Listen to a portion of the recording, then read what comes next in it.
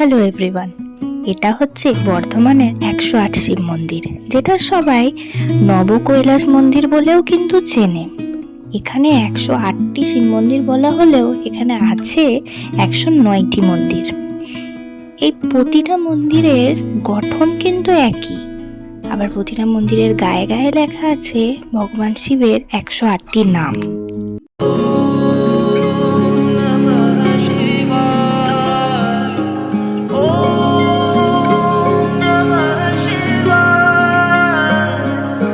জায়গাটা এতটাই সুন্দর লাগছে ফুলগুলো দিয়ে, তারপরে ওখানে যে জলাশয়টা রয়েছে এতটাই সুন্দর সেটা দেখতে। তার ওইদিকে আরো মন্দিরগুলি, চারিপাশে এই ফুটে থাকা ফুলগুলি মন্দিরটার সৌন্দর্যটাকে যেন আরো বাড়িয়ে তুলছে। এমনি মন্দিরটি খুবই সুন্দর, আপনারা যারা যারা আসেননি তারা একবার অবশ্যই দেখে যাবেন। এই মন্দিরে কিন্তু দূর দূরান্ত থেকে অনেক মানুষ আসে, তাদের মনস্কামনা পূরণ হয়।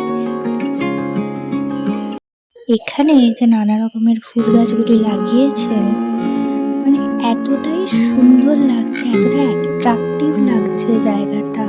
মধ্যে আছেন রাম সীতার মূর্তি, মানে কি বলবো, অসাধারণ অসাধারণ, খুবই সুন্দর।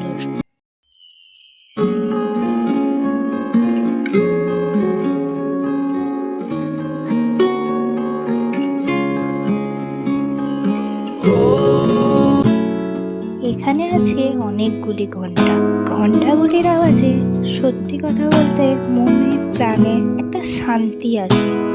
মনে হয় হ্যাঁ, আমি একটা শান্তির জায়গায় এসেছি।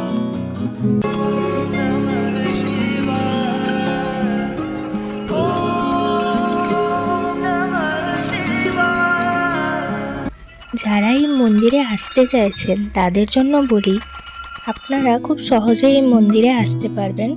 আপনারা বর্ধমান স্টেশনে নামবেন এবং সেখান থেকে একটা টোটো করে নবাবহাটে যাবেন।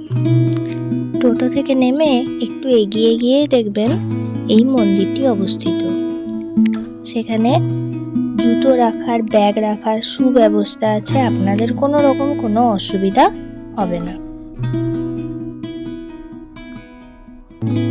এখানে প্রতিটা ফুলই খুব সুন্দর, তার মধ্যে বিশেষ করে এই পাতাবাহারটা আমার এতটাই পছন্দ হয়েছে যে কি বলবো। এই যে লাল রঙের যে পাতাবাহারটা, মনে হচ্ছিল ওখান থেকে তুলে নিয়ে চলে যাই বাড়ি, কিন্তু কিছু তো করার না, এখানে তো কিছু তুলতে পারবেন না আপনি, সব নিষেধ।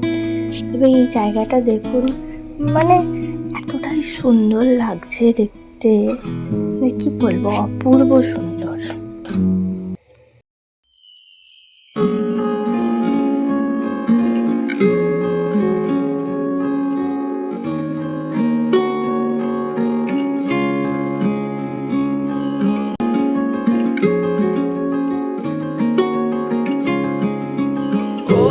এখানে এখনো মন্দিরগুলিতে রং করা চলছে, মানে আমি যে টাইমটাতে গেছিলাম ওটা শিবরাত্রির অনেকটাই আগে, তো সব জায়গায় রং করা চলছে।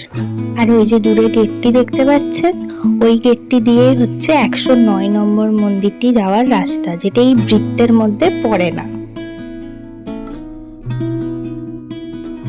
এখানে আছে আরো একটি বড় ঘন্টা, যেটা বাজারে কিন্তু মোটামুটি ভালোই গায়ের জোর লাগবে, আমি তো পারিনি এটা। এই মন্দিরটার প্রতিটা জায়গায় শিল্পকলাতে ভর্তি, খুবই সুন্দর করে তুলেছে।